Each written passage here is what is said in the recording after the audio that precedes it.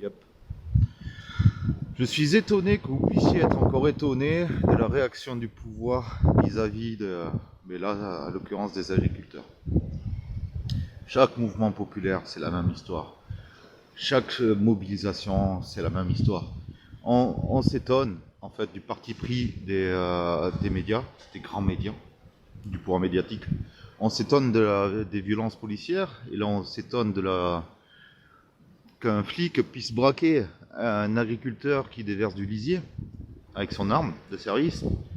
On s'étonne de tout ça, mais putain, mais on en revient à la même chose, quoi, en fait.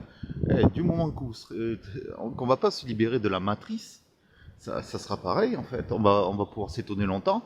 Là, ok, c'est les agriculteurs. Demain, ça va être quoi, les BTP. Après-demain, ça va être les taxis. Après-demain, ça va être les ambulanciers, et ainsi de suite, jusqu'à la Troisième Guerre mondiale, où on va se plaindre que, oh là là, nos décideurs ont déclenché une Troisième Guerre mondiale. Mais hey, on n'a jamais été en démocratie, bordel de merde. Si on veut apprendre et éviter de reproduire les mêmes erreurs, il faut s'intéresser au système politique. Et je parle de la politique, je parle pas du partisanat de merde qui nous divise. Je parle pas du partisanat. Le partisanat, c'est de la merde, c'est du communautarisme des luttes. On vous met dans des cases, droite, gauche, même les royalistes, les ci, les là. Et puis il faut tout accepter de A à Z. Moi, je vous parle de vraies politiques démocratiques où c'est nous les citoyens on a le pouvoir d'exercer notre droit politique, notre pouvoir politique. Là, les forces de l'ordre, ben, ouais, ils répondent à ceux qui ont la maîtrise de la Constitution, les traîtres, ceux qui sont en haut. Le jour où on a un RIC constituant sans limitation de sujet, ben, on va cadrer le pouvoir policier. Les médias, pareil, on pourra les mettre dans la Constitution et qu'ils fassent du bon job.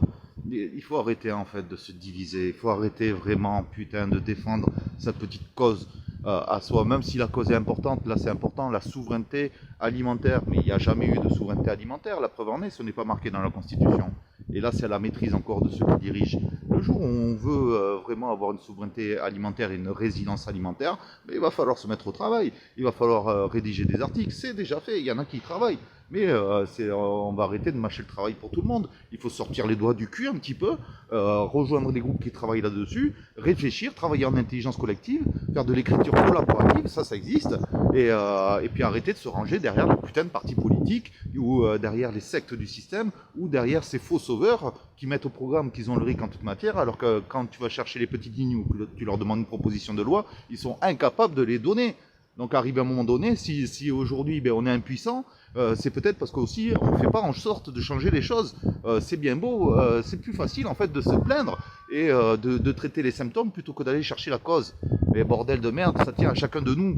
Arrêtez d'attendre des solutions de ceux qui font partie du problème ou de ceux qui veulent le pouvoir. Putain, faisons peuple, bordel de merde. Là, le 5 janvier, il va y avoir des mobilisations sur Paris. On va monter sur Paris, enfin les agriculteurs, les éleveurs. Mais pour faire quoi? Pour protester contre l'abattage. Mais même ça, ils ont réussi à diviser les éleveurs et la citoyenneté avec la putain de vaccination, comme en 2020, en fait. Parce qu'on n'a pas le choix. C'est pile on gagne, face on perd. C'est tout, c'est qu'on n'apprend pas, on n'a pas de moyens de maîtriser le pouvoir, et il va falloir aller les chercher, ces moyens. Et surtout, avant, il va falloir les entendre, les comprendre, il va falloir travailler ensemble collectivement, il va falloir remettre du sens aux mots, arrêter d'appeler ce putain de système démocratie, alors que ça n'a jamais été démocratique. Voilà.